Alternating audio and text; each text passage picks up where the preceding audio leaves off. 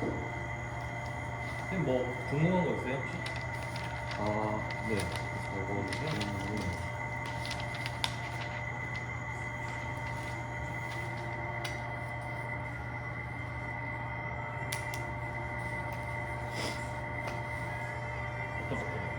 아, 네.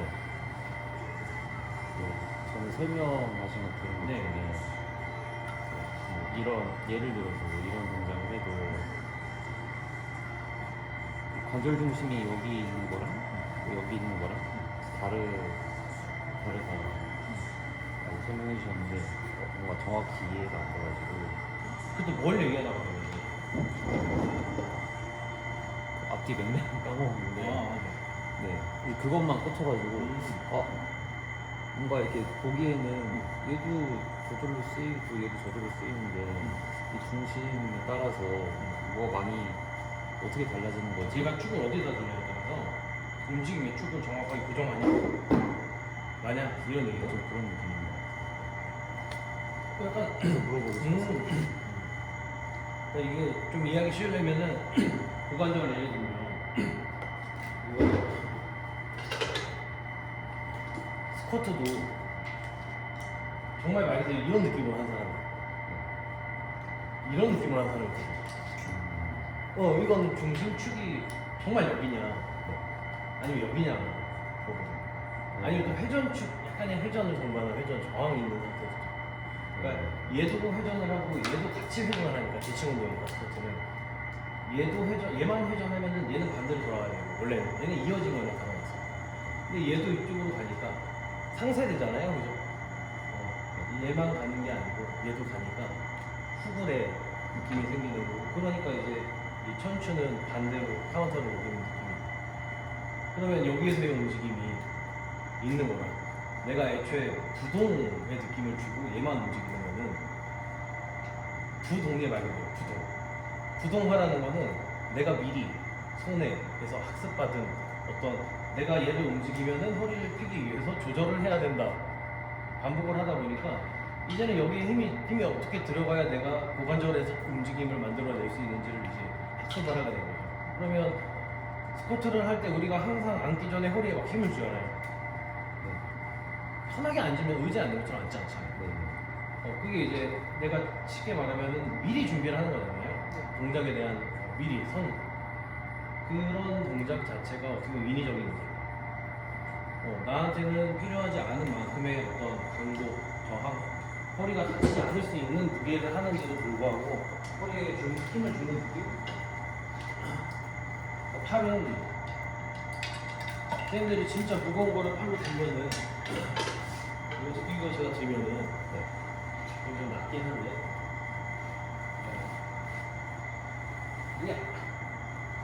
이거 제가 들 때 힘 뺀 건데 진짜 힘을 뺀 상태에서 제가 이렇게 들려면 제가 오히려 힘을 빼고 노력을 해야 돼요. 이해되죠? 네. 근데 이거를 제가 그냥 편안하게 들면 이거 먼저 패킹이 됩니다. 패킹. 네. 어깨 후면, 삼두, 팔을 붙이는 힘. 그러면 기랑근이잖아요. 기랑근 자극을 준 상태에서 이두. 그럼 이거 어깨 후면이랑 이두라는 거예요. 그러면 실제로 이두근에 대한 어떤 그 왼손 길이의 줄어든 길이의 차이가 그냥 제가 정말 여기만 축으로 이렇게 들 때는 뉴만이라는 그 기능해부학 책에 보면은 어쨌든 얘가 더 근육의 수축 길이가 더 커요. 그러니까 이미 쌤이 다르잖아요. 똑같은 목표를. 그러니까 내가 이두 운동을 할 때도 미리 준비를 하고 무게를 들 때 내가 항상 어깨가 좀 처지니까 힘을 좀 주자. 몸통에 좀 힘 주고 허리 펴세요 했는데 가슴 펴고 팔꿈치 약간 붙이고 그 다음에 이제 내가 바벨을 딱 줬어요. 이런 느낌이에요. 내가 무게를 들고 나서 내 몸이 반응을 하는 느낌. 두 개는 겉으로 봤을 때 똑같은 형태가 나오겠죠. 힘을 주는 거잖아요 이제 무거운 것은. 근데 내가 미리 힘을 주는 거랑 힘이 줘지는 거랑은 완전히 형상이 달라요. 지금은 제가 어깨를 움직이는 느낌이 그냥 단순하게 생각하면 날개뼈가 몸통 위에서 열린 사슬 운동을 하는 느낌이잖아요 지금. 제가 힘을 딱 줄 때.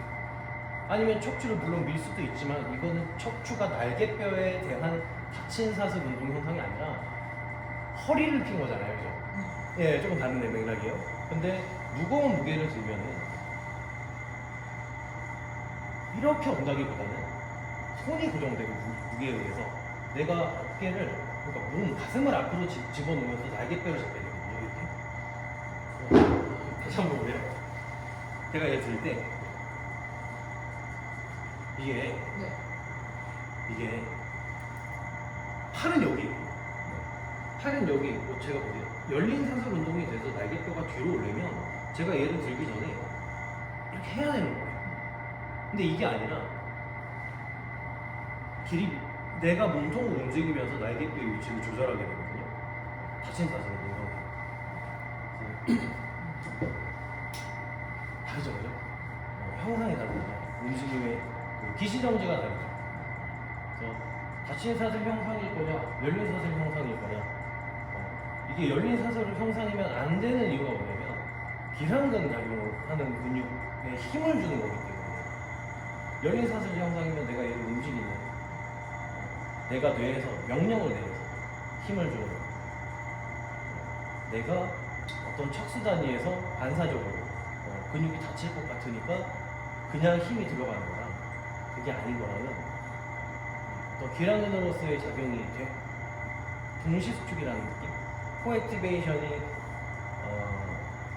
어떤 느낌이냐면 따발총 같이 이쪽으로 따발총 쏘 이쪽으로 따발총 쏘는 느낌이 서로 동시에는 안 가요. 뭔가 따다다다다 이런 느낌입니다. 쉽게 말하면. 네네. 이해되죠, 그죠? 근데 내가 만약에 여기를 수축하려고 하는데 한쪽 수축, 여기로 따발총을 쏴요, 일부러. 봐봐봐봐, 아주 빠르게 미리 줬어.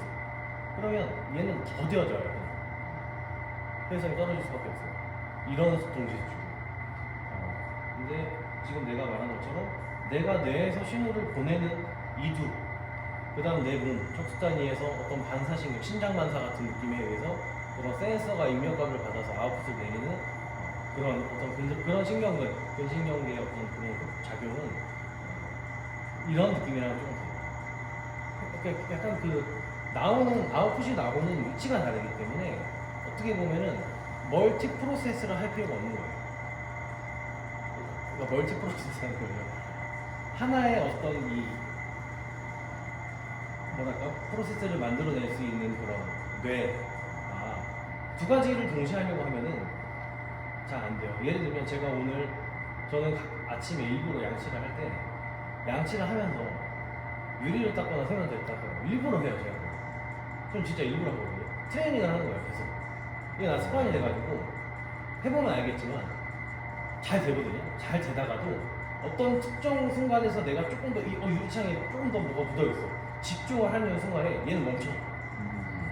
이해되죠? 이거는 내가 둘 다 인식을 하고 하려고 하니까 잘 안 되는 거거든요. 이해되죠? 근데 봐봐요. 내가 무의식 중에 말은 안 돼요. 여기 앞쪽에 있어. 예를 들어. 난 손을 계속 내려놓고 편한 위치에 있어서 똑같이 양치를 해. 그러면 내가 손을 내려놓을 때마다 앞쪽이 아프니까 내 몸이 반사적으로 뭔가 이렇게 들 거 아니에요. 그죠? 이런 수축은 내가 양치를 끊지 않고도 계속 발생할 수 있어요. 이쪽 감각에 의해서 발생하는 이런 자연스러운 반사작용.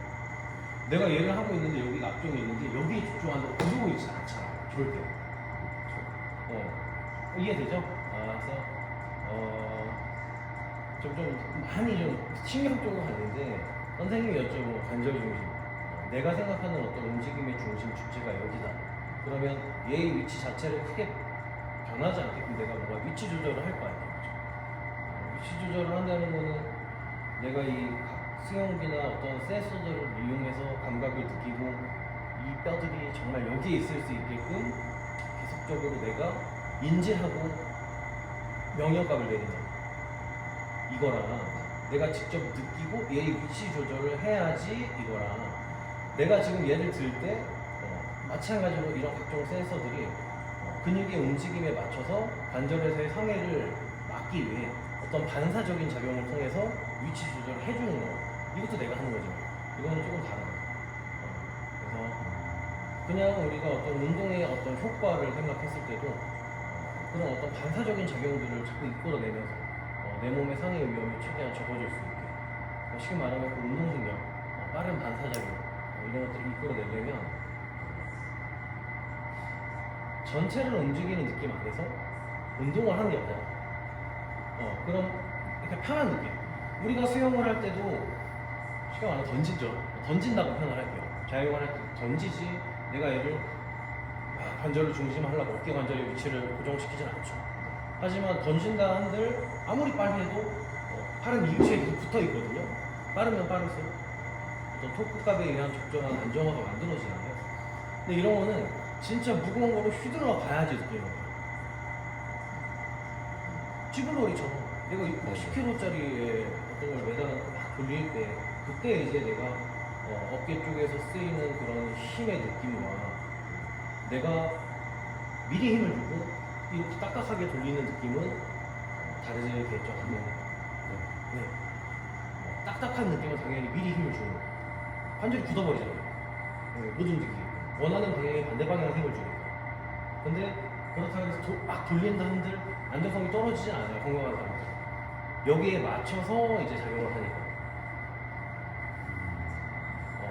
정확하게 왜 축의 위치에 따라서 뭔가 다르다 이 대답이 맞는지 모르겠지만 뭔가 운동을 할 때 내가 이제 이 움직임을 만들 때 필요한 어떤 특정 관절들 그러니까 이제 복합 관절일 수도 있고 단순 관절 운동일 수도 있고 이두근은 우리가 보통 단순 관절 운동이라고 표현하잖아요. 근데 이제 단순 관절 운동이지만 스탠딩 자세면 어떻게 생각하면 단순 관절 운동은 아닌 거예요.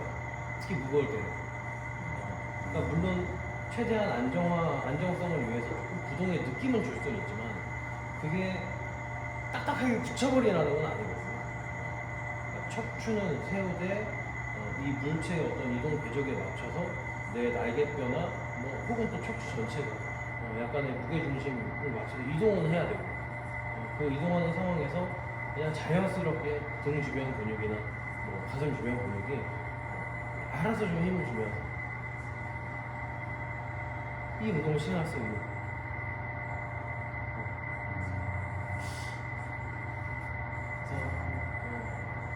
그러니까 이게 왜 이 얘기가 나왔었는지 알면 내가 정확하게 거기에 맞는 정답을 줄 수 있을 것 같은데 네, 그거에 이제 조금 그건 좀 그러면 아까 저거를 들는 걸로 예시 주셨잖아요. 네. 아마 그 예시 든 게 이런 볼펜이었으면 그런 이 친구가 이렇게 빠지면서 이런 동작을 저희가 안 해도 되잖아요. 그죠. 너무 가벼우니까. 그죠. 어느 정도의 저항이 있어야 될 텐데. 이런 얘기 하면서 했었던 것 같아요. 네, 아마 이걸 들 때랑 이걸 들 때의 뭐 차이 이런 거. 네. 그죠. 그게 어느 정도의 저항 중량이어야 이런 게 발생할까? 뭐 사람마다 다르지만. 그죠. 사람마다. 그러니까 이제 이두근뿐만 아니라 이제 날개뼈, 척추에서부터 뻗어져 나오는 이쪽 전체 골격근을 뭔가 내가 무게에 의해서 이제 손상을 입지 않기 위해서 적절한 인대에 의한 어떤 인장력이나 아니면 근육이나 거기에 어떤 텐션감이 들어오면 알죠. 들어봐야 알죠. 예, 사람마다 다르다는 게 맞죠. 예, 정해진 게 없잖아요. 그렇죠. 만약에 이거를 제가 선생님한테 한 손에 쥐고 올려놨어. 어쨌든 잡고 있어. 그 다음 내가 탁 나왔어. 그러면 버틸 수도 있지만 다칠 수도 있거든요. 근데 이제 여기서 중요한 거는 PNF 개념이 있잖아요. 그 수용기들의 어떤 작용은 만약에 서서 선생님이 다리도 딱 기마 자세에 안정적으로 딱 서서 뭔가 내가 얘 딱 들어주고 선생님 한 손으로 잡았어.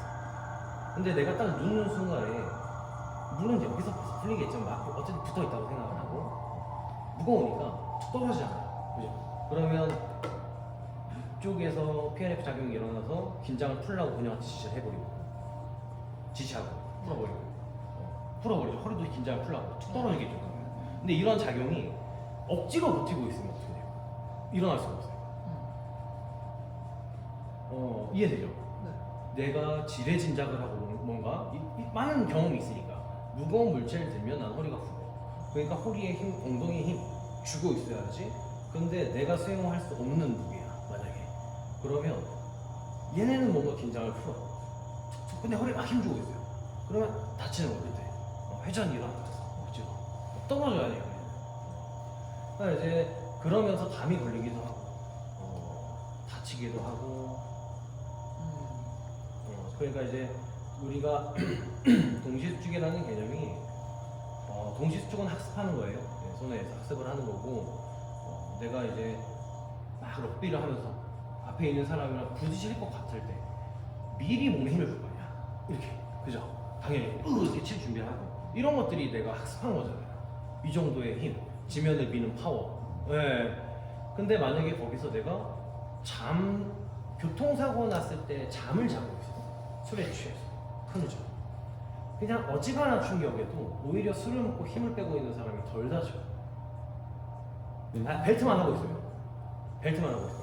근육들이 긴장을 하지 않아요. 근데 내가 교통사고 현장이 지금 교통사고 나기 바로 직전에 앞차와 내 차가 부딪힐 것 같은 상황, 내가 뒷좌석에서 보고 있어. 하면서 몸에 힘이 들어가죠. 이러면 오히려 다쳐요.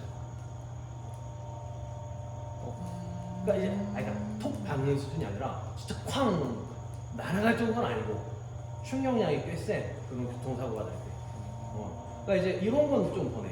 옆 창문에 머리를 부딪혀서 휘청 이런 건 빼고 단순하게 앞뒤로 뭔가 이제 휘청하는 느낌의 교통사고가 날 때는 내가 몸에 힘을 주고 미리 웅크린 자세보다는 이 충격이 클 때는 오히려 차라리 힘을 빼고 있는 경우가 덜 다쳐요. 그러니까 그 약간 고양이 같은 느낌을 생각하면 될 것 같아요. 굉장히 유연한 상태일 때 오히려 관절에서의 부상 위험이 적기 때문에 유연성이 좋을수록 당연히 타박상은 있겠죠. 타박상 이런 거 말고 관절의 상해. 그러니까 이제 예를 들어서 버핏 테스트는 말이 안 돼. 우리가 뭔가 이제 플라이오메트릭 훈련도 우리가 어떤 느낌인지 계속 점프를 해보면 알잖아요. 바닥에 살 때 내가 느끼는 충격. 그럼 저는 아파요. 저는 발바닥도 아프고 무릎도 아프기 때문에 겁을 먹거든요. 그래서 최대한 뭔가 사뿐히 앉으려고 어떤 느낌을 주냐면 이런 느낌을 줘요. 이해되죠? 이거 내가 일부러 만드는 거잖아요. 내가 원래대로는 그냥 이렇게 내려와야 된단 말이야. 그러면 이 두 개의 느낌 자체는 완전히 다르거든요. 쓰이는 형상도 다르고 각도 다르고. 아무튼 그 힘의 크기는 해보면 알고. 그래서 점진적인 과부하가 필요하다고 얘기했으면 무게를 5kg 들던 사람 갑자기 10kg 주는 게 아니라 5kg가 뭔가 이제 팔 운동을 할 때 5를 여성 회원님이 그래도 무너지지 않고 줬더니 이렇게 들었어요. 막 이러고 있던 게 아니라 회원님 들어보세요. 자기가 들어서 왔더니 좀 힘은 들지만 이 정도는 아니야. 그럼 되는 거잖아요. 그 다음 6kg 들어야죠. 근데 여기서 5에서 10을 가면 10도 될 것 같은데요? 드는 순간에 이렇게 될 수도 있잖아요.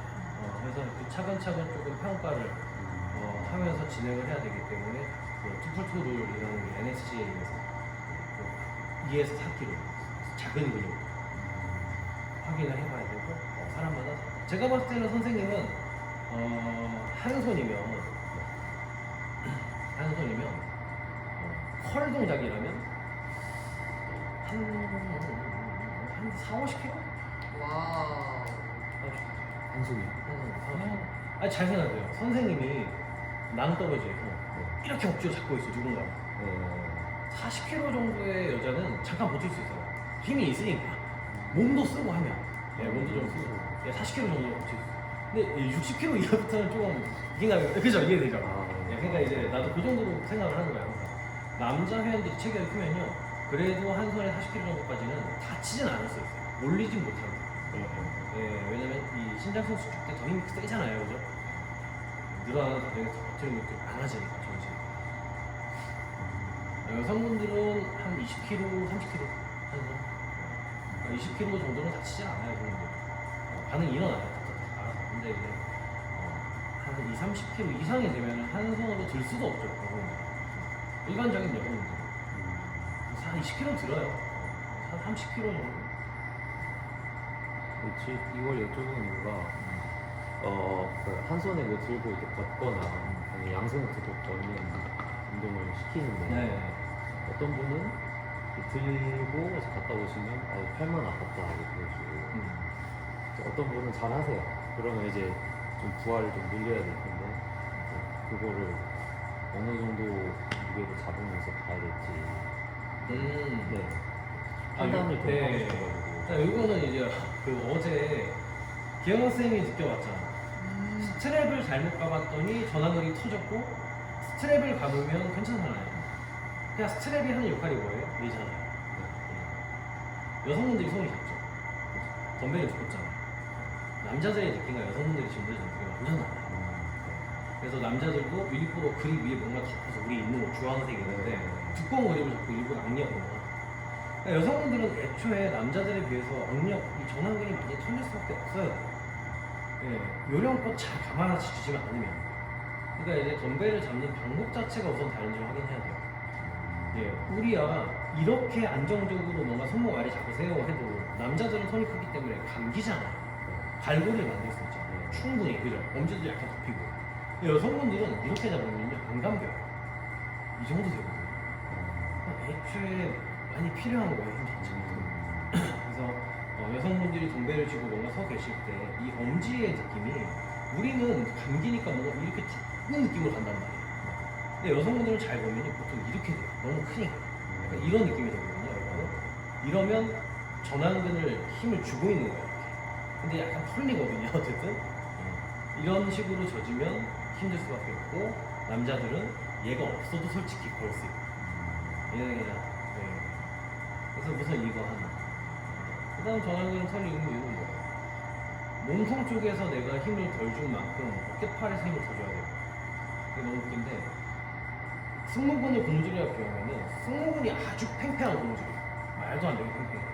그래서 승모근이 아주 두꺼운 진짜 동아줄 같은 고무줄이고 어깨팔로 내려갈수록 점점점 고무줄이 얇아요. 근데 얘네를 사슬 고리처럼 엮어놔서 이렇게. 그러면 이건 하나의 근막이에요. 그러니까 이제 얘만 힘 준다고 해서 얘는 안 들리지 여긴 힘이 없는데 어떻게 들려? 들려요. 왜냐면 인대가 세잖아요. 그죠? 근막도 있고 훨씬. 그래서 등 쪽, 어깨 쪽이 셀수록 여기는 덜 지칠 수밖에 없어요. 여기가 약한 여성분들은 얘네가 지칠 수밖에 없어요. 운동을 많이 하는 남자들은 많이 하잖아요. 여성 운동을. 그죠? 무게도 많이 칠 수밖에 없고 여성분들은 무게를 안 치시기 때문에 팔에 비해서 상대적으로 이런 승모근이나 등 쪽 주변에 강한 강도의 운동을 해본 경험이 많이 없으니까 이런 분들이 십십을 들고 걸으면 처질 수도 없죠. 이걸 구성하기 위해서 조금 2차적인 어떤 목 근육들을 좀 같이 뜨고 실제로는 안 보이지만 하면서 뭔가 팔에 힘을 주게 돼요. 이렇게 해서 팔로 잡는. 남자들은 이렇게 잡죠. 그러니까 남자들은 보통 팔을 겨드랑이에 붙이고 있는 느낌으로 덤벨을 잡아요. 근데 여성분들은 팔을 펴고 끌어당기는 느낌으로 잡게 돼요. 무거운 거 들면. 남자도 무거운 걸 들면 이렇게 되고. 그래서 이런 차이가 있을 수 있다.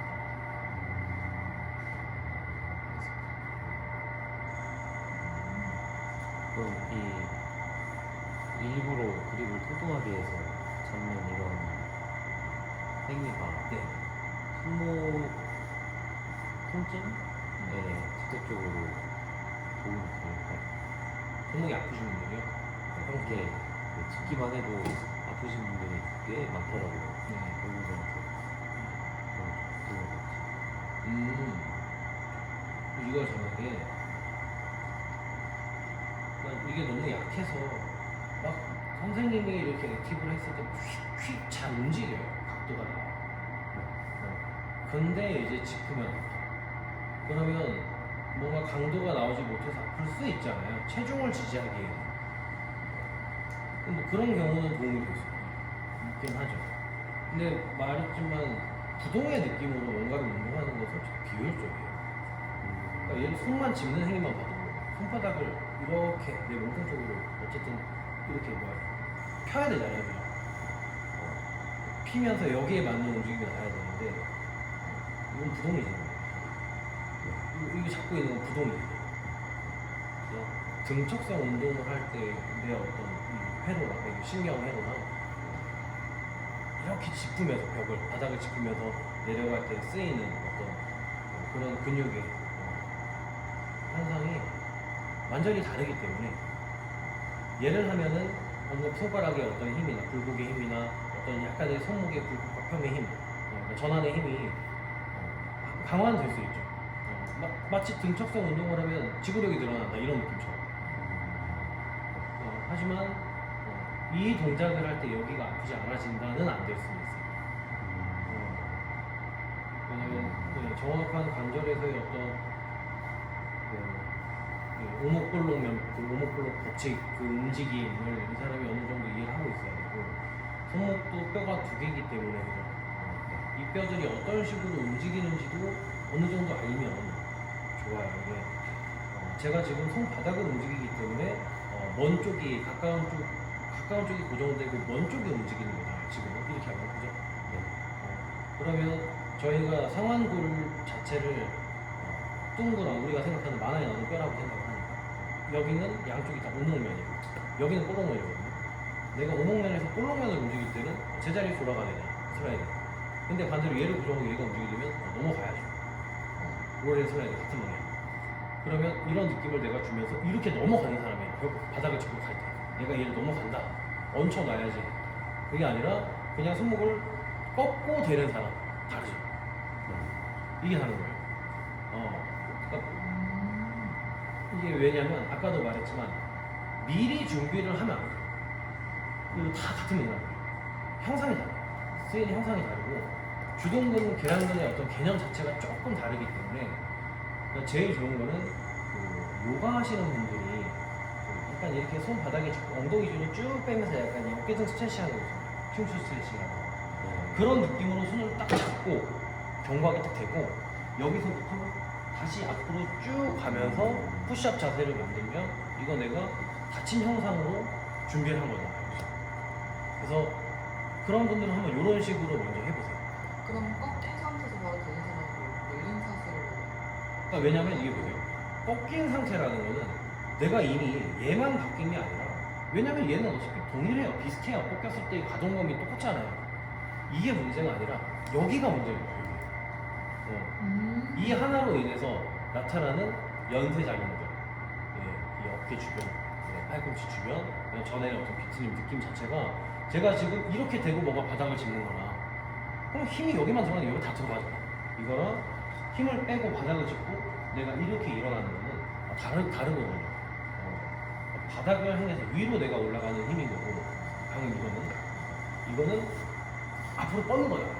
그래서 느낌이 완전 다르기 때문에 최대한 관절이 아플 때는 우선은 중력 반대 방향으로, 혹은 내가 이 시작 자세를 만들 때, 그러니까 시작 자세를 만들 때 미리 만들지 말고 뭔가 부담이 되는 쪽, 관절에 부담이 되는 쪽을 최대한 힘을 빼놓을 수 있는 자세로부터 시작해서 힘이 들어가는 자세 쪽으로 한번 뭔가 체중과를 실을 수 있게끔 다친 형상으로 만들어 보면 어쨌든 뭐 확인은 할 수 있죠. 이게 문제인지는. 필요한 힘을 적당히 줄 수 있는 사람들, 우리는 이렇게 하던 그냥 제가 말한 대로 순서대로 오던 안 아파요. 왜냐면 세니까. 우리는 손목이 꺾임에 대해서, 무게에 대해서, 바벨을 쥐는 무게에 대해서 굉장히 많이 단련을 했잖아요. 그죠? 그러니까 우리는 바벨을 잡고 힘을 빼고 드는 게 아니라 애초에 꽉 잡죠. 그죠? 이거는 손목을 움직이지 않겠다, 이게 맞긴 해. 왜냐면 목적 자체가 가슴 운동이니까. 예를 들면 우리가 그냥 단순하게 밀어야지면 솔직히 손바닥을 적절히 피면서 뭔가 이 텐션감을 만들고 이렇게 되면 약간 딱밤치는 핑, 이게 더 세요. 딱하고 반전. 근육들은 이 텐션이 실려야 더 세거든요. 그래서 그냥 벽을 밀듯이, 사이드 미러가 잠기지 않는 엔단 주차된 차를 밀듯이 손목에 힘을 주지 않고, 우리가 손목에 힘을 주고 이렇게 하지 않잖아요. 이렇게 하지 않고 그냥 밀잖아요. 안 다치죠. 그러니까 우리가 안 다치는 거는 긴장을 하던 안 하던 우리는 세니까 안 아픈 거예요. 그냥. 그러니까 이거는 내 말에 뭔가 이제 반론을 하는 사람들한테 할 수 있는 거예요. 저는 열린 사슬 준비하고 짚던 그냥 순서대로 오던 둘 다 안 아픈데요.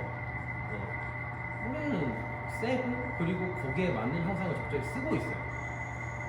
이렇게 선생님들이 손목을 제낄 때 저는 얘가 이렇게 밀려 내려가는 느낌으로 당연히 뭔가 이렇게 당겨져요.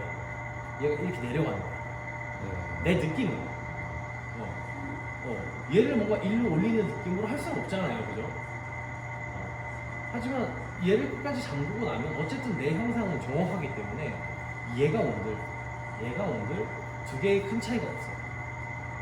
푸시업에 대한 경험이 너무 많으니까 푸시업 할 때의 손목의 안정성이 만들어질 때 그 느낌을 아니까 저는 뭐 예를 들면 손목을 이렇게 꼽지도 않고죠. 우리는 뭐 손가락에 뭐 힘을 빼고 이것도 아니고 우리는 그 느낌을 아니까 이렇게 잡잖아요. 그죠?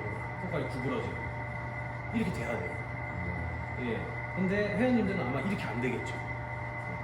이렇게 할 거예요. 그냥 펴. 왜냐면 우리가 푸시업 할 때 필요한 힘은 적절한 굽힘과 힘이 나요. 바닥을 조르는 힘. 그러니까 이걸 생각하면 선생님도 당연히 뭔가 이런 느낌일 거예요. 해보세요. 푸시업 한다고 생각하고 벽 찍기 전에 손목 꺾어보세요.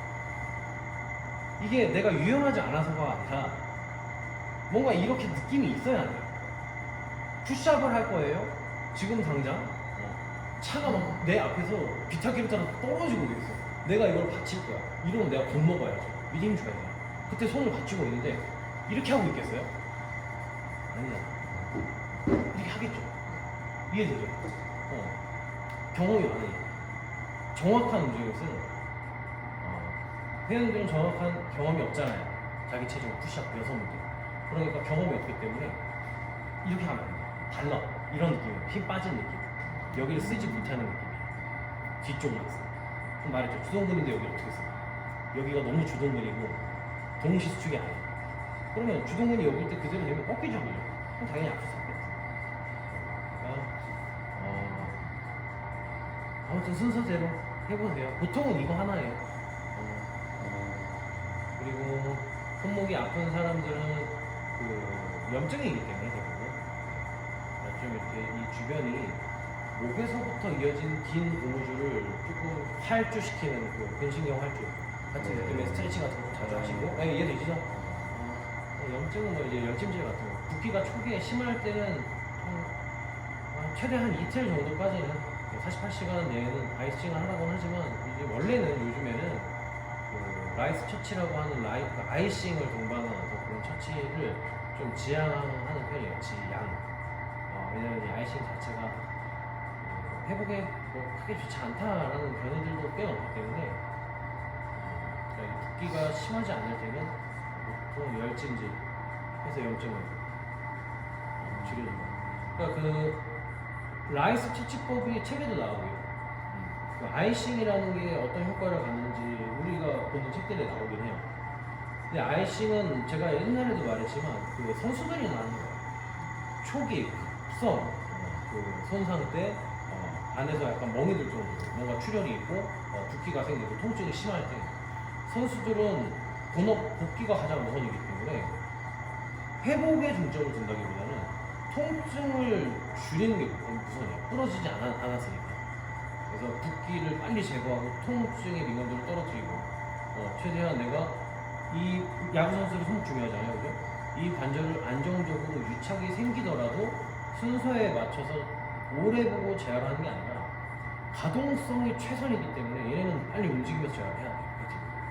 그러니까 이럴 때는 아이싱, 민감도 떨어뜨리고 붓기 제거하고 또 통증, 민감도 떨어졌을 때 가동성 운동 훈련하고 이게 보통 이틀 정도라고 해요. 그래서 이거 얘기 왜 하냐면 이거 내가 최근에 인스타에서 그냥 딱 보다가 또 생각이 난 거야. 인스타 보다 보니까 그 책에도 옛날 책들은 라이스 처치법 나오고요. 그 이후의 책들은 그 피스, 평화, 단어로 PI, 피스 앤 러브라는 그런 처치법. 그게 그나마 최신, 이것도 너무 옛날 거긴 한데. 그러니까 거기서는 아이싱을 하지 않아요.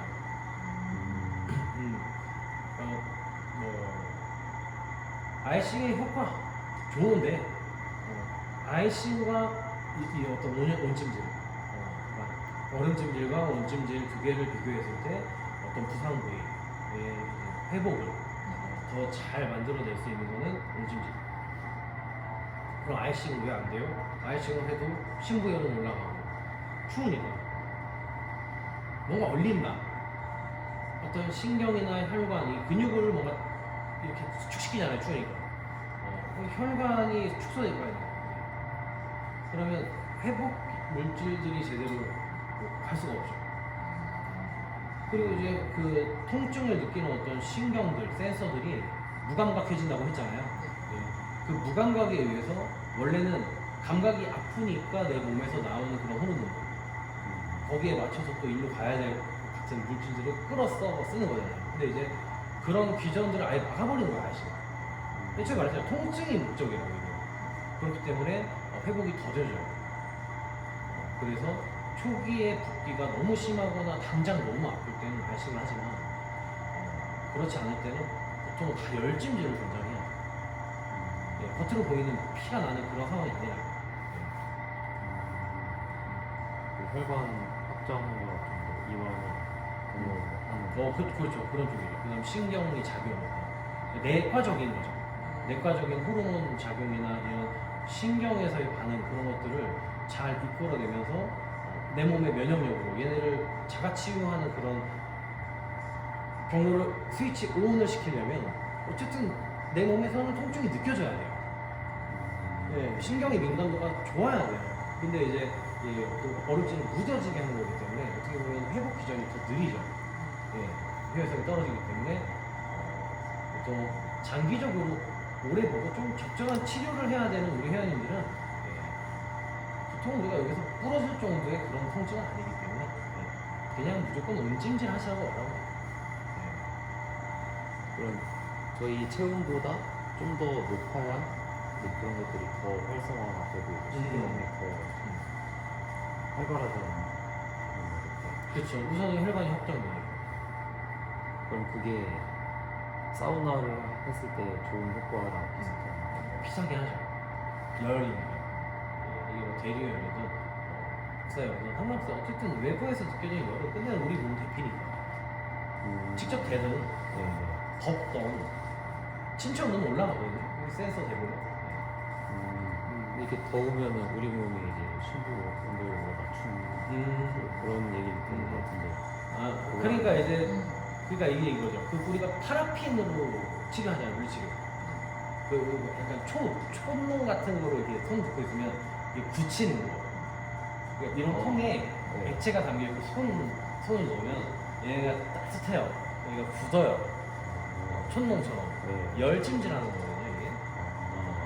그러니까 이제 우리가 손목이 아프면 손목만 하면 되잖아요. 이 주변만 하면 돼요.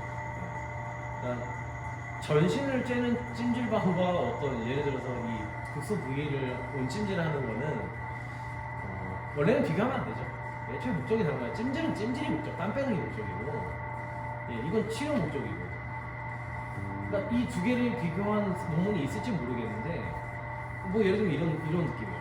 내가 다쳤어. 그럼 다친 사람을 만약에 사막에다 갖다 놔. 외기 온도가 막 40도가 넘어가는, 50도 정도 넘어가는. 되게 뜨겁잖아요. 거기에 세워놔. 그 다음 어떤 사람은 그냥 이런 데에서 온찜질을 해. 그러니까 이런 느낌이잖아요. 찜질방은 어떻게 보면. 그죠? 사막에 있는 사람은 말 그대로 전신의 온도가 올라가기 때문에 내 입장에서는 식혀야 돼요. 그죠? 그러면 이게 반응이 한 곳에서만 뭐가 나타나는 게 아니에요. 전체적으로 막 뭐 반응이 일어나죠. 내가 죽느냐 하냐 문제니까 이거는 전체적인 체온을 떨어뜨리는 스위치가 너무 빨리 켜지고 많이 민감해질 거고, 극소부에 있는 내가 여기가 좀 따뜻하더라도 내가 느끼는 어떤 체온은 높지 않아요. 그죠? 여기는 파랗고 초록색이에요. 여기만 약간 노란색 빨간색. 이때는 내가 죽을 확률이 적잖아요. 그렇기 때문에 그 어떤 비상 상황 같은 그런 스위치가 켜지지 않아요. 그러니까 항상 약간 이런 식으로 생각하면 돼요. 우리 몸은 당연히 내가 죽는 상황에 점점 가까워질수록 위급해질수록 민감해지는 거예요.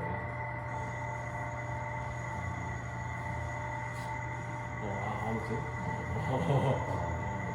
아까 뭐 파라핀? 네. 이거 넣었을 때는 얘 이쪽만 넣었으니까 얘는 뭐 심부 온도가 내려가거나 그러진 않겠네. 심부 온도가 얘만이니까. 그쵸. 네. 그리고 어쨌든 지속적인 열을 가하는 동안에는 그 심부 온도가 떨어지지 못하죠. 조절을 하려고는 하겠지만 갑자기 파란색으로 되지 못해요. 이해되죠, 그죠?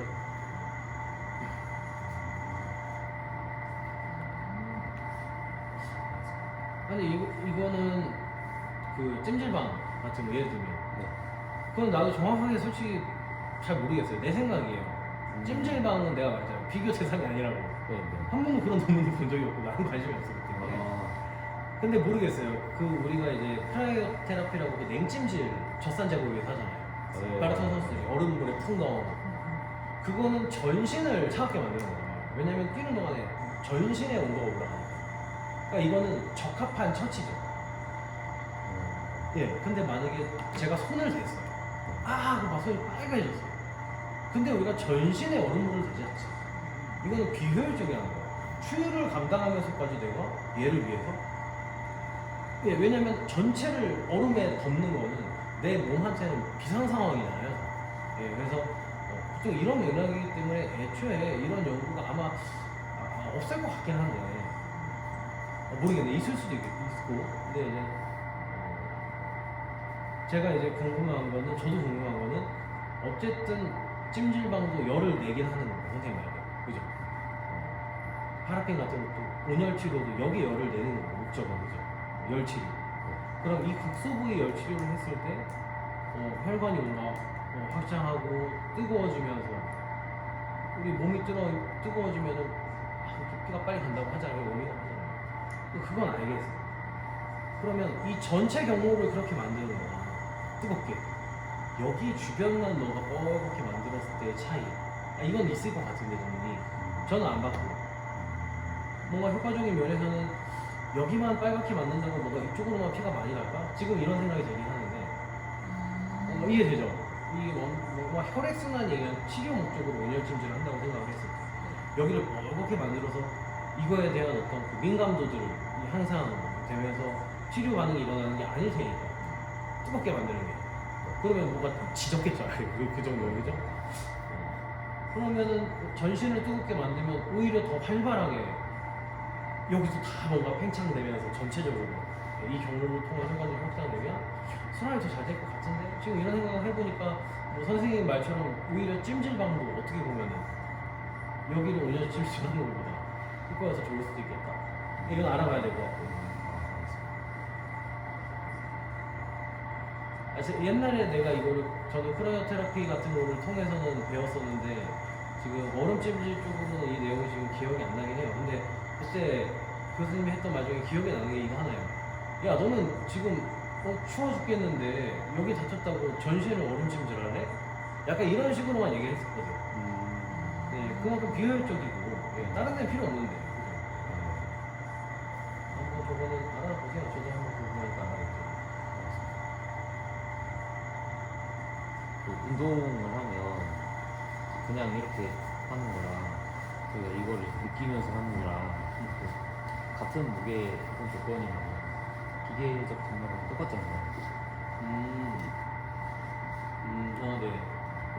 근데 이제 뭐 마이너스 파게션이라고 여기에 집중해서 얘를 더 쓰려고 하면 신경 피로가 더 커서 잘 된다고 느껴지는 거죠. 그렇죠.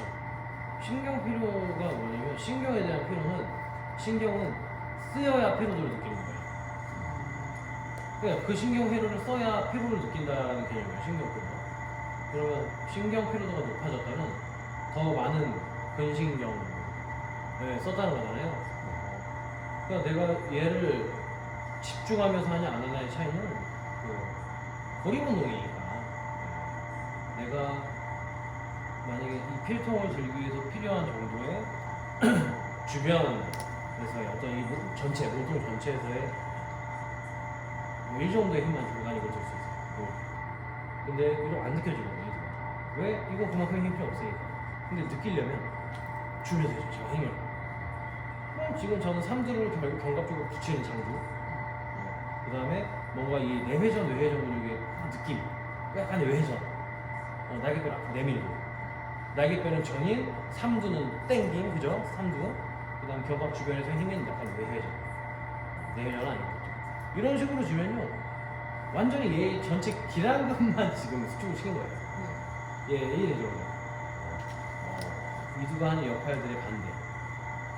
이두가 하는 역할이 뭐 단두 같은 경우는 약간 내전도 도와줄 수 있고요. 느낌은 안쪽에 있으니까 약간 이런 식으로 내전, 굽힘, 회전도 있긴 하죠. 어느 정도의 얘네는 근육 자체가 요걸 안쪽으로 붙어서 뭐 아주 미세하지만 요걸이 떨어지는 느낌 반대로 약간 요런 회전에도 어느 정도 관여를 하니까 떨어뜨리면 약간 좀 힘이 풀릴 수 있고요.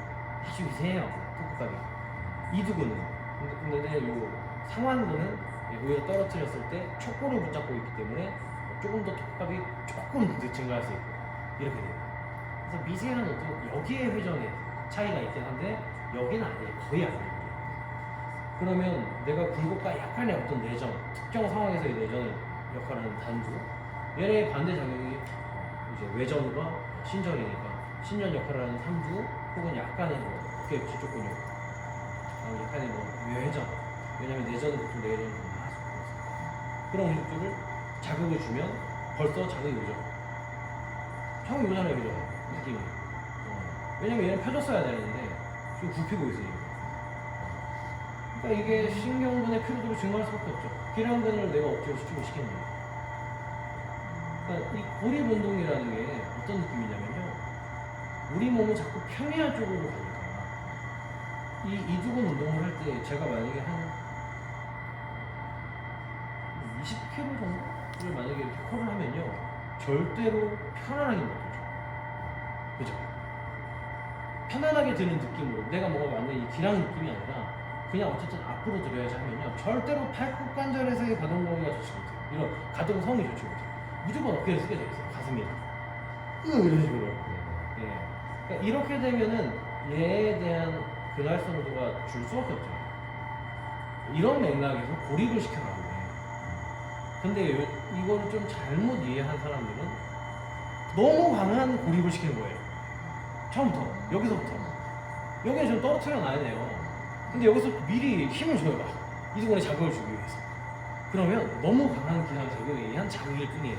신경근의 피로도가 쓸모 이상으로 너무 센 거죠. 네, 이렇게 할 필요 없어요. 근데. 오히려 퍼포먼스가 떨어지고 많이 못 들어요. 그러니까 고립이라는 거는 내가 들고 싶은 방향으로 최대한 힘을 줘서 들 때 얘의 활성도가 뭔가 어깨에 의해서 이렇게 올라가면 얘의 수축 못하잖아요. 활성도 떨어지잖아요. 왜냐면 얘는 보통 수직 방향일 때 팔꿈치가 한 90도 정도 언저리에서 가장 큰 토크값을 받으니까 지금 이런 위치에서의 운동을 가장 많이 해야 되는 거죠. 얘는. 근데 그 구간을 수직 구간을 얘가 수직인 구간을 이 위쪽 근육들이 뭔가 도움을 주면서 같이 넘어가 버렸어. 그럼 여기서는 얘 무게가 있기 때문에 나는 지금 등척 운동 버티면서 올라가죠. 그럼 얘는 그냥 툭 넘기기만 하면 되잖아요. 이해되죠? 그러니까 이거를 막기 위해서 올라가는 중에 적절한 브레이크를 가라는 것이 처음부터 브레이크를 걸고 자극을 준 상태로 하라는 게 아니에요.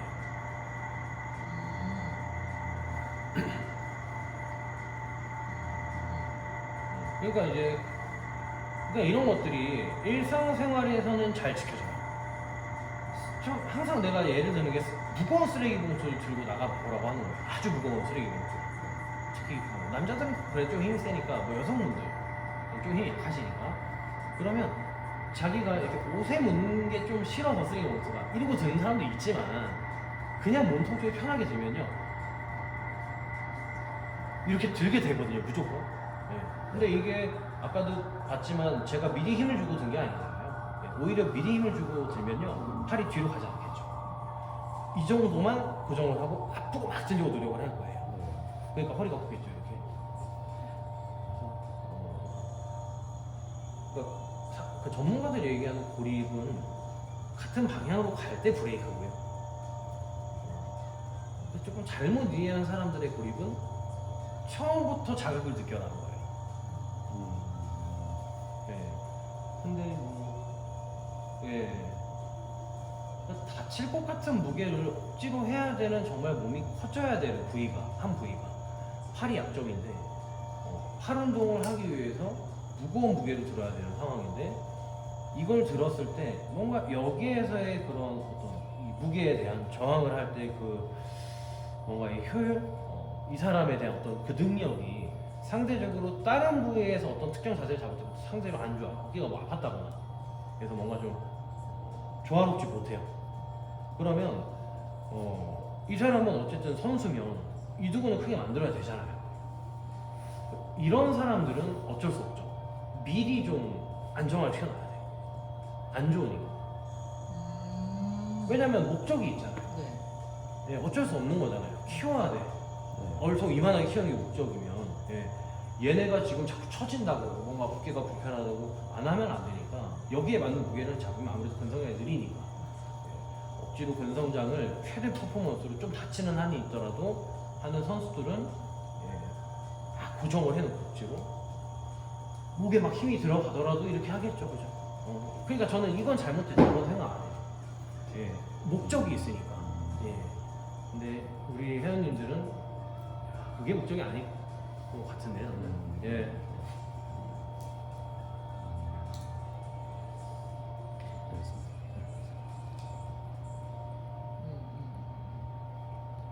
스쿼트 같은 것도 저 말이잖아요, 항상 그 동시 추하면 안 된다.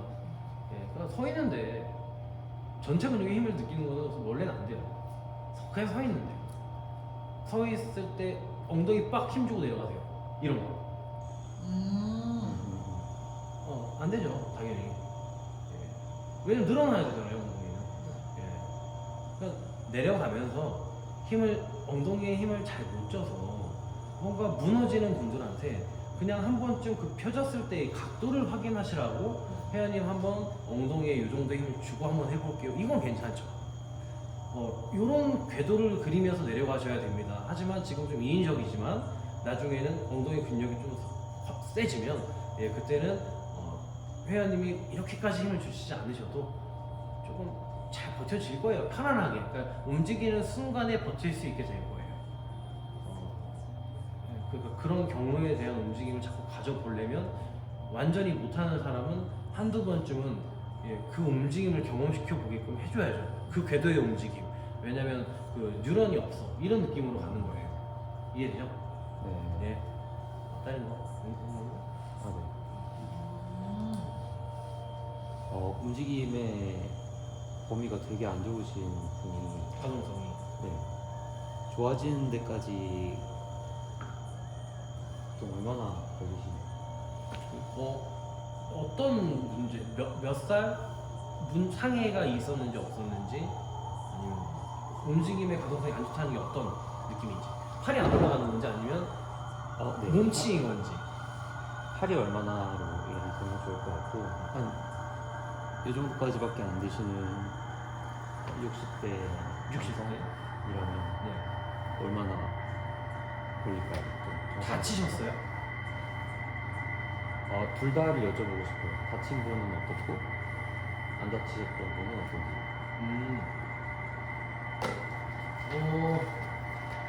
뭔 소리지? 히터. 원래 이런 소리가 나요? 네. 필터 청소 안 해서 그 뭐야 SFMA 테스트 할 때도 우리가 베드에 누워서 우리가 직접 또 해주잖아요. 우선 그걸 먼저 해보는 거예요. 이 사람이 능동적으로 움직일 때만 못하나 아니면 내가 움직여도 가동성이 안 나고 아파하나 거기 넘어가나 그러면 만약에 내가 해도 아프면 그거는 이제 뭐 좀 다른 원인인 거고 근데 만약에 선생님이 뭔가 지금 움직이면 누워서 서 있을 때 가장 쉬운 누워서 내려만 놔도 될 때 이때 선생님이 적절하게 좀 움직임을 만들어줬을 때 가동 범위가 나와요. 그 녀석이 되면 이 사람은 자기가 못 움직이는 거잖아요. 그냥 움직이는 방법이 잘못되거나 그냥 항상 이게 좀 목표를 주세요. 저는 좀 쉬운 방법이 항상 그냥 스위치라고 보통 표현을 하는데 천장에 있는 스위치를 켜보세요. 이런 느낌으로 하는 거예요. 천장에 스위치가 있고 그 스위치를 내가 켜러 가려면 보통 스위치를 봐야 되잖아요. 그죠? 내가 시선이 그쪽을 향하거나 시선이 다른 곳을 향했을 때의 움직임 차이가 좀 많은 사람들이 있어요. 이게 부조화예요. 이런 것들을 우리가 보통 뉴로 트레이닝 할 때 많이 다루는데 이 안검학에서 하는 그런 트레이닝들 있잖아요. 앞뒤, 그 다음에 이제 위아래, 좌우, 그 다음에 고정된 물체를 바라보면서 얼굴 움직임 이런 운동들. 얘네들이 하는 역할이 뭐냐면 약간 이런 거, 얘 하나 예를 들면은 제가 이렇게 앞을 보고 정확하게 그러니까 거울을 보면서 피드백을 얻기 때문에 얼굴이 정면인지는 알 수는 있잖아요. 근데 내가 지금 거울을 보면서 정면을 맞춰놓은 게 아니라 만약에 지금처럼 앞에 보고 있어. 그러면 지금 선생님들이 내가 정확하게 내 상체에 맞는 정면을 보고 있어. 지금 선생님들 코가 정확하게 정방향이 있다. 자신 있어요? 그러니까 그러니까 영도야. 내 상체의 골격의 모양, 직각, 이마면과 내 얼굴, 양 눈이 레이저를 딱 빔을 썼을 때 이 눈이 향하는 방향이, 시선이 향하는 방향이 정확하게 내 이마면과 90도여야 되잖아요. 내가 바른 자세라면, 그죠? 자신 있나요? 자신 없죠. 이게 우리나라 제 세대 때 남자들은 이 능력이 굉장히 좋아요. 왠지 아세요? 서든어택 같은 총게임을 하면 이게 엄청 발달해요. 서든어택은 에임이 안 그려져 있어요. 스나이퍼 같은 거. 내가 눈으로 그 점을 추측하고 그곳을 뭔가 인지하면서 계속 게임을 해야 되거든요. 그러니까 그 느낌 자체가 중앙이라는 값이 굉장히 디테일해요. 총싸움을 많이 해서. 그러니까 저는 여기가 중앙이야 할 때의 느낌이 아무래도 그렇지 못한 사람들이 비교적 정확해요. 나는 서든어택을 미친듯이 했었거든요. 이해되죠?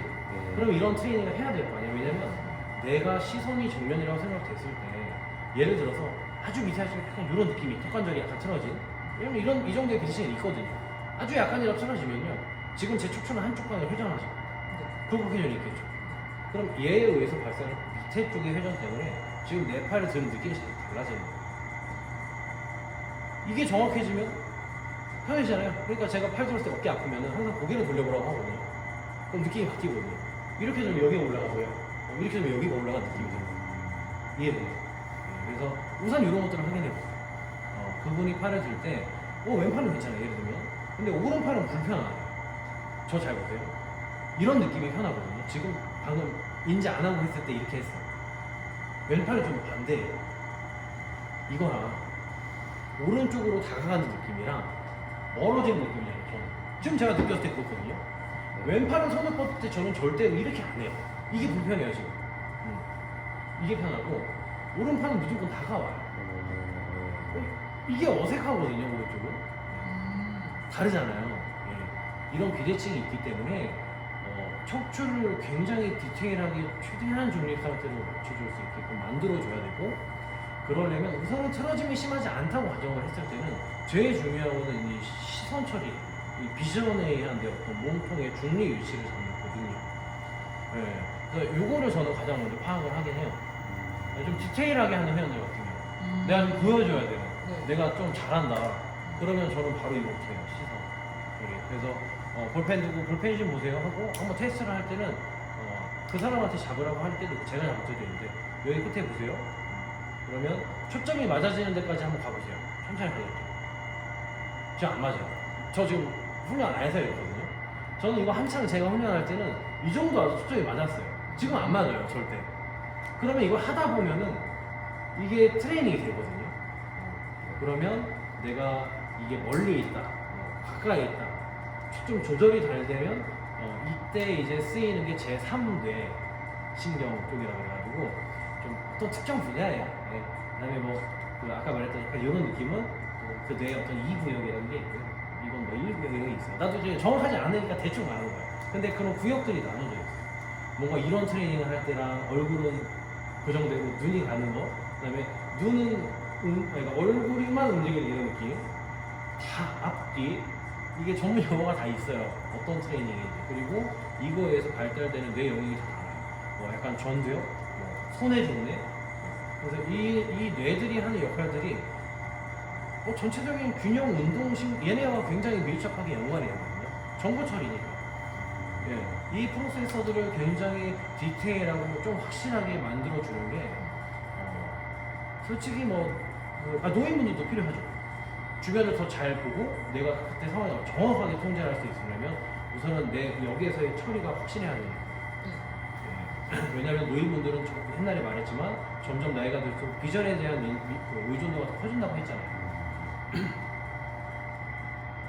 이렇게 앉아있을 때 선생님이 옆에서 볼펜을 이렇게 가져와. 그러면 볼펜이 언제쯤 보이는지 확인하는 거예요. 정면을 보세요. 전 이 정도 대충 보이거든요. 여기는 안 보여요. 이 정도 보여요. 이런 것도 비교해요. 말이 안 되는데 여기가 왜 보이는 거 같죠? 눈을 돌려서 못하나요? 이 정도 보여요. 그럼 나는 뭐 나쁘지는 않거든요, 이런 거에. 근데 이 비대칭이 심한 사람도 있어요. 눈은 똑바로 앞을 보는 거예요. 그러니까 이런 것들이 이제 영향을 많이 준다는 거예요. 왜냐면 사람은 알게 모르게 나의 바른 자세를 내 이 경각이잖아요. 각도, 이거 뭐라 무슨 아무튼 시야가의 이 각도, 얘를 중앙으로 맞추는 게 내가 지금 바로 앉았다라고 생각해요. 비전은 이런 역할을 하는 거예요. 그러니까 얘가 만약에 좌우 간의 차이가 좀 크거나 뭐 아니면 한쪽 방향으로 눈 돌림이 잘 안 되는 선생님들 해보세요. 한쪽 눈만 돌려요. 얼굴 안 가야 돼. 한쪽으로 옆으로 최대한 봤을 때 이게 보통요 대부분의 사람들은 왼쪽은 편한데 오른쪽이 불편하거든요. 한번 해보세요. 선생님.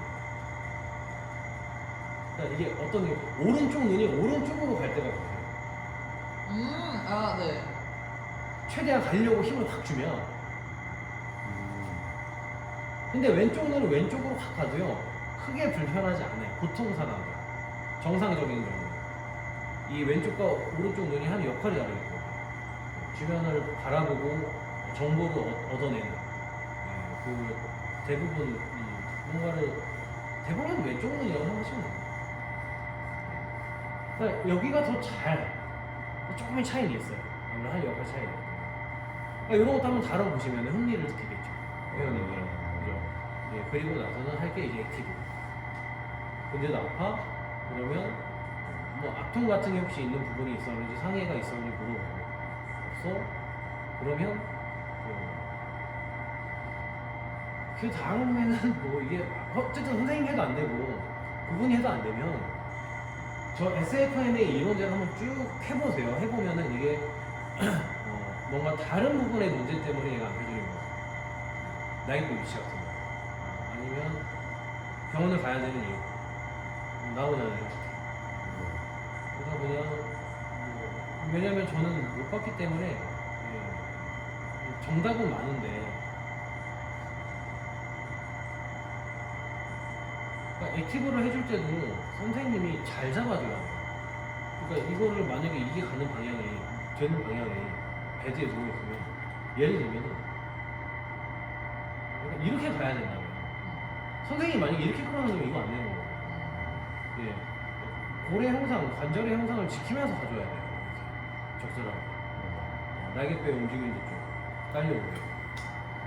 그러니까 날개뼈는 툭 떨어져 있는데 뭔가 팔만 이렇게 움직이는 느낌이 안 돼요. 그러니까 끌어당길 때부터 애초에 움직이면 선생님이 뭐 날개뼈가 약간 이렇게 같이 가는 느낌을 만들어줘야 돼요. 액티브. 그럼 대부분 될 거예요. 안 다쳤던 분들. 그러면 뭐가 문제인 거예요? 날개뼈가 안 돼요. 알겠어요. 팔을 안 따라온다면 그냥 팔을 쭉 당겨도 날개뼈 따라와야 돼요. 그래야 주변 날개뼈와 팔 사이 근육들이 세다는 거죠. 많이 사용을 했다는 거예요. 근데 날개뼈가 안 따라오는데 날개뼈를 잡는 등 쪽이 막 단축돼 있지 않아요. 왜냐면 단축돼도 안 따라올 수는 있잖아요. 그죠? 뻑뻑하게. 그러면 날개뼈와 팔이 너무 분리되는 느낌은 지금 어깨 관절이 불안정하다. 날개뼈 근처에서 뭔가 이 어깨 관절을 움직일 때 나오는 그런 근육들이 활발하게 쓰이지 않았다. 그러니까 이제 등을 잘 못 쓴다. 뭐 이렇게 하는 거죠. 정거근이나 등. 다 상황이 너무 다양하고 맞죠. 너무 다양해서 대답이 조금 정답이 또 딱 없는 느낌이신 거죠. 정답은 그쵸. 봐야지 아는 건데 근데 대신에 이런 느낌이죠. 내가 여기서 말을 꺼내면 너무 많은 이유가 있기 때문에 이걸 다 얘기를 하면은 얘기는 할 수는 있는데 너무 많아요. 케이스가. 네. 그래도 다치는 분이면 더 경험할 수 없죠. 다친 분이면은 조금 차라리 이유가 있잖아요. 아. 예, 이거는 좀 쉽죠. 왜냐면은 다쳤다 하면은 어쨌든 주변에 어떤 그 유착이나 아니면 그 통증을 피해가기 위해 발생한 어떤 보상 패턴 같은 게 있는지를 주로 보겠죠. 예, 그래서 대부분 그런 분들은 형상 자체가 조금 잘못된 경우가 많아요. 힘을 줄 때 그 약간 뭐랄까 이 순서들이 그냥 쉽게 말하면 팔꿈치를 먼저 펴야 되는데 예를 들면 뭐 날개뼈를 먼저 들어올리는 이런 동작 오류들이 발생할 확률이 높죠. 그러니까 먼저 그런 걸 보겠죠. 그런 걸. 장애가 있었던 분들.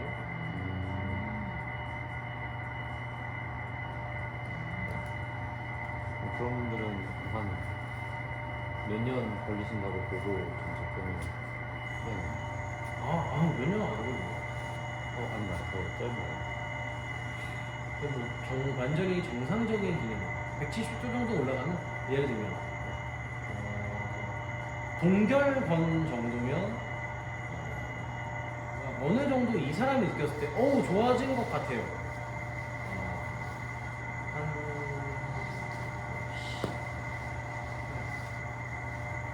한 달 정도? 한 달 정도?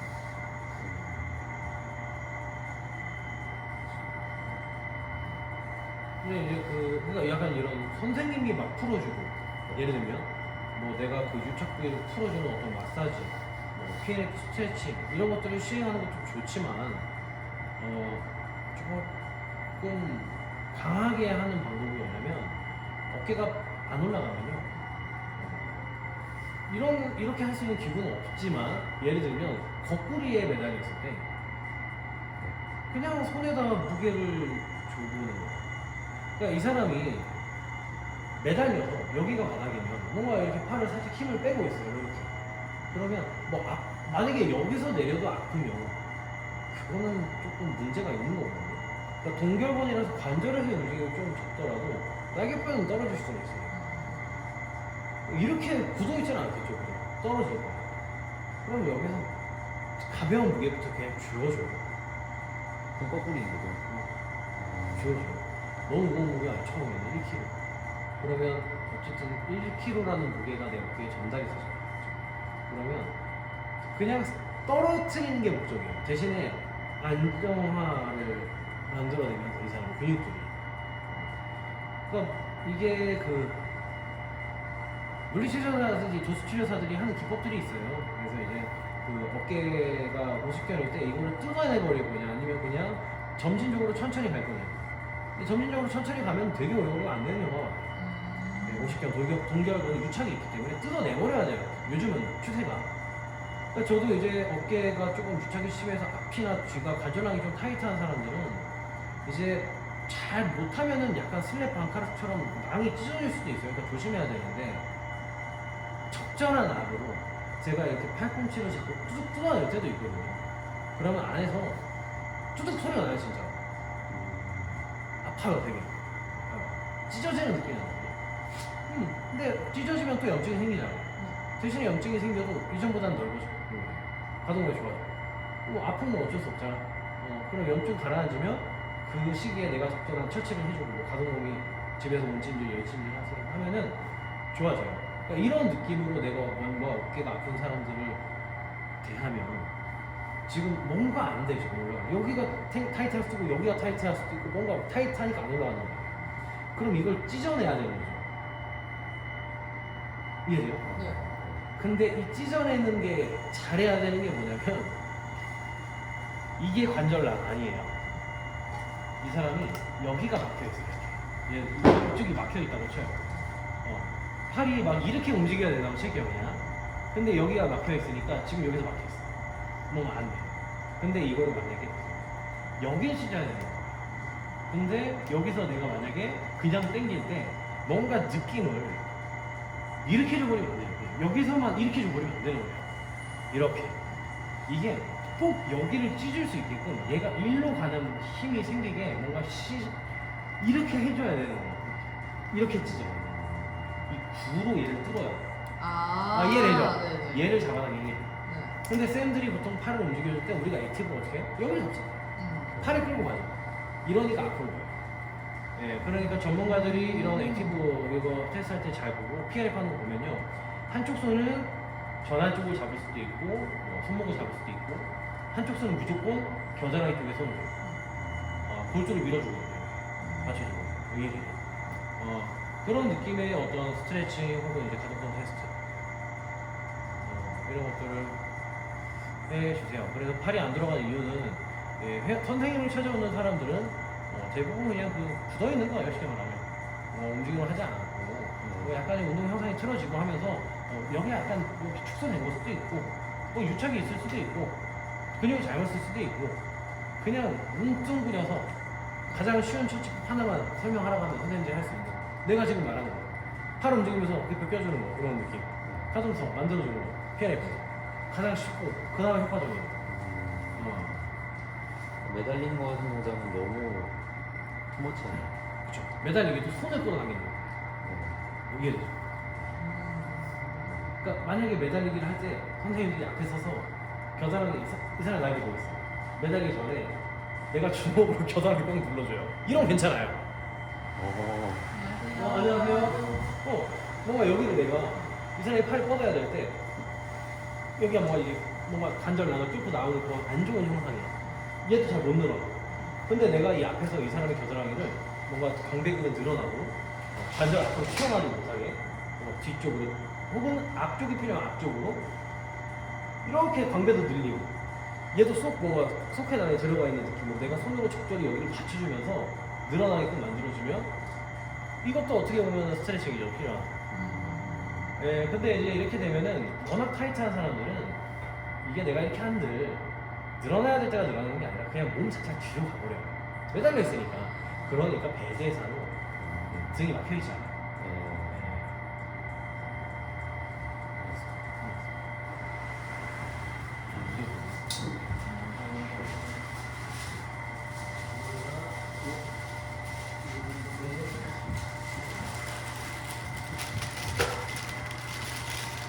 너무 웃겨왔다 이게 완전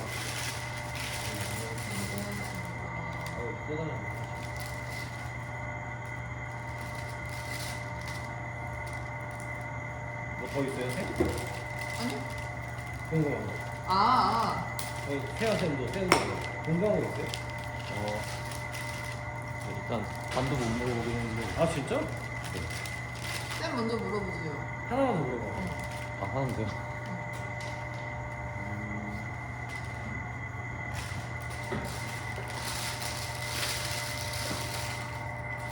몸의 피로와 심적 피로를 구분할 수 있는 방법이 있나요? 많은 피로 구분할 수 있는 거죠?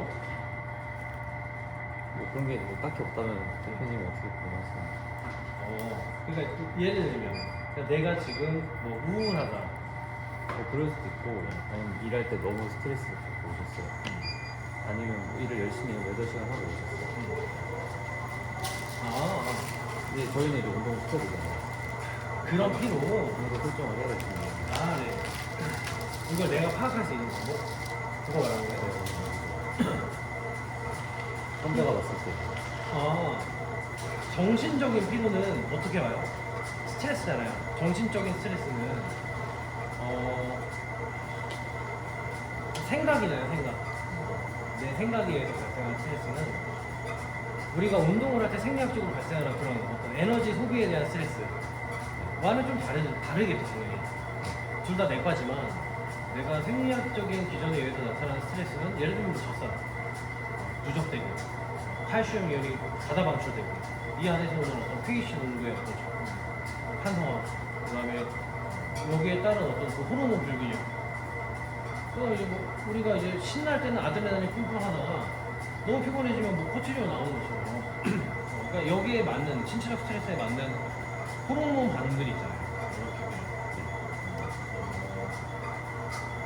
이게 뭐 심해지면은 약간 부신 이런 쪽도 갑상선이나 실질적으로 뭐 이런 쪽도 약간 연관이 되긴 하는데 아무튼 이런 전체적인 기전과 내가 그냥 심리적으로 받는 스트레스에서 나오는 그 호르몬 반응 이쪽은 제가 전문이 아니긴 하니까 저도 겉핥기라서 이 정신에서 그때 나오는 그 호르몬 반응이 완전 달라요 네, 기전이 완전 달라요 조금 쉽게 설명하면 내가 뭔가를 깎아내렸기 때문에 지금 내가 필요해진 거야 운동 뇌가 뭔가 굉장히 피곤해지기 때문에 내 몸을 깎아내는 이게 정신 조금 순서가 달라 네. 예. 그러니까 어쨌든 둘 다 피곤해지고 무기력해지는 게 맞긴 해요 극단적으로 가는 거로 우울증인 분들이 피로를 계속 얘기해요. 불면증 가지고 좀 너무 피로하면 잠이 안 오니까. 근데 이제 여기서의 차이는 그래도 신체적 피로는 회복이 돼요. 수요일을 쉬면. 근데 이 감정적으로 스트레스를 계속적으로 받는 거는 만성적으로 변해버리면 우울증. 이거는 회복이 쉽지 않죠. 자꾸 자기가 자기를 푹 잡아놓는 거예요, 그대로. 자꾸. 이런 경우는 얘를 고치지 않는 이상 멘탈, 신체적 피로도가 좋아질 수가 없죠. 그러니까 매일 오면 밥 먹듯이 이런 말을 하는 회원들이 계세요. 불면증. 얼굴 항상 좀 노래. 맨날 피곤하대. 그리고 나는 운동을 생일 못해. 이런 분들은 심적인 스트레스가 센 분들이에요. 상대적으로 똑같은 환경에서 잘 이겨내는 분들일 수도 있지만, 그거는 이제 그 사람은 어쨌든 내 회원이니까 맞춰줘야 돼요. 넌 무조건 참아야 돼. 나는 안 그래. 그 정도 가지고 이렇게 하는 건 안 돼요. 근데 저는 그렇거든요. 심리적 스트레스가 심한 사람들은 매일매일 컨디션이 안 좋아요. 네. 그러니까 저는 보통 그렇게 파악을 하죠. 그래, 얘기해보면 티가 나. 조금 부정적이거든요. 예. 그렇죠. 제가 파악하는 방법은 처음 그 상담 때 티가 나거든요. 근데 이제 어지간한 스트레스 가지고 우울증 같은 느낌이 나진 않아요. 그러면 그거는 그 사람의 스트레스라고 말을 해도 실제로 신체적인 피로도가 막 조절이 안 될 정도는 아닐 거다라고 추측을 하는 거예요. 그냥 떠보죠. 제가 봤을 때 회원님은 그냥 작은 스트레스 좀 과민하신 것 같은데요? 이렇게 얘기를 해요. 회원님은 회원님 우울증 같으세요? 대놓고도 물어봐요. 좀 기분 나쁘니까. 그럼 그건 아닌 것 같은데요? 이렇게 말하는 분들은 남들보다 좀 못 참는 것뿐이에요. 예, 그럼 이거는 문제가 되는 거예요. 예, 그러면 조금 내가 이제 체력을 천천히 이끌어내주면 돼요. 이런 거. 어쨌든 잘은 못 참으니까. 예, 근데 우울증은 약하게 하든 강하게 하든 힘들어요. 오히려 상담해주듯이 심리적으로 이끌어가야 돼요. 그런 거. 멘탈 케어 해주는 데가 지금 약간 심리 상담을 하죠. 그렇다면 그 경우가 아니면 먼저 회사도 건강하세요. 너무 힘들게 왔지만 열심히 할 수 있다. 하겠다. 그런 분들한테는 뭔가 원래 100 하던 분이시면 그래도 조금 줄여서 해야 될 것 같은데 이 정신적으로 힘든 것도 몸이 많이 필요한 거라고 인식해서 되게 효율은 안 나올 거라고 생각하거든요. 그러니까 만약에 일을 하는 회사원분이 운동을 시작할 때 일적인 스트레스도 있을 테고 기존에 운동도 하다가 개인적으로 이제 PT를 받아요. 그러면 운동 강도가 늘어나겠죠. 그런 상황에서 뭔가 이 회사는 그만둘 수는 없으니까 운동 강도를 조절을 해줘야 되냐 이거죠? 그런 느낌이에요? 네, 어떻게 얼마나 조절해 주는 게 효율적일까? 저는 그냥 약간 이런 느낌? 좀 쉽게 볼 수 있는 게 운동 내가 50분 시켜봤는데 하품을 하냐 마냐. 하품. 이게 제일 쉬워요. 하품을 하냐 마냐. 하품이 나온다는 게 지금 뭔가 바뀐 거거든요, 내 몸의 상태가. 운동을 한 30분 했는데 하품을 하기 시작해요. 이러면 강도 조절해줘야 돼요. 운동 강도에 아직은 적응하지 못하고 있다. 수행력 수준이 아직은 올라가지 못했으니까. 그럼 그 기간에는 이 사람이 적어도 뭔가 좀 그 무기력함이 느껴지는 부교감 신경이 조금 이제 환진 상태 쪽으로 올라가는 느낌이 나지 않게끔 수업을 좀 너무 이제 빠삭빠삭하지 않게 좀 느슨하게 짜야 돼요. 그래서 물어보세요. 그러니까 이제 운동에 대한 어떤 강도 설정, 무게 어떠세요? 이게 아니라 그냥 혹시 좀 피곤해지시면 얘기하세요. 운동 지금 50분 할 건데 저희는 항상 교감 신경이 더 위에 있는 상태를 유지해야 되기 때문에 졸리다가도 잘 깨야 됩니다. 소변에 대한 욕구가 없어야 됩니다. 이런 느낌이잖아요, 그죠? 운동할 때는. 근데 회원님이 운동하시다가 채 50분도 안 됐는데 갑자기 소변이 계속 마려워진다 하품이 나온다. 약간 이 피가 잘 순환이 안 되는 그런 약간 어지러울 것 같은 느낌, 무기력한 느낌이 들면 그거는 지금 혈관은 팽창돼 있는데 신장 박동수가 확 줄어드는 교감신경이 생기는 거예요. 그러니까 갑자기 이런 변화가 왔다는 거는 내 몸이 지금 휴식을 너무 취해서 그럴 수는 있지만 그게 아니라면 내 몸의 상태가 변화가 이런 것들을 보고 저희는 좀 강도를 좀 조절해 주죠. 이런 게 피드백이 조금 확실하니까 겉으로 보여지는 거.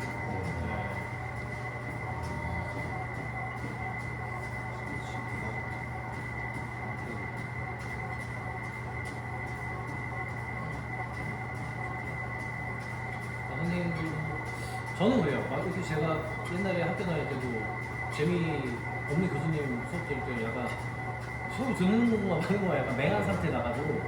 근데 갑자기 그 선생님이 재밌는 얘기 막 하잖아요. 그러면 나도 갑자기 확 깨잖아. 그러면 그 뒤로는 절대 안 졸리거든요. 이해되죠? 그런 게 뭔가 이제 운동 중에 발생하면 대부분 그 운동에 대한 피로도 때문이라서 정말 내가 피곤한 상태일 때 운동을 하다가 다시 원학교에 돌아왔다기보다 물론 그럴 수 있지. 그래서 좀 지켜봐야 돼요. 좀 그러다가도 또 운동을 하면 또 다시 이게 좀 항영사 좀 이렇게 위에 서면서 적절히 좀 이게 조절이 되는지 아니면 한 번 그런 느낌이 나면 그때부터는 조금 더 강도 높게 했을 때 이 사람이 좀 어지럼증을 호소한다던가 계속 하품을 한다던가 내가 봤을 때 좀 수업에 좀 내가 좀 재미없나 이렇게 느껴질 정도로 그러면 이런 사람들 자 수업이라서 네, 알겠습니다. 이해됐죠? 네. 네. 감사합니다. 네. 감사합니다.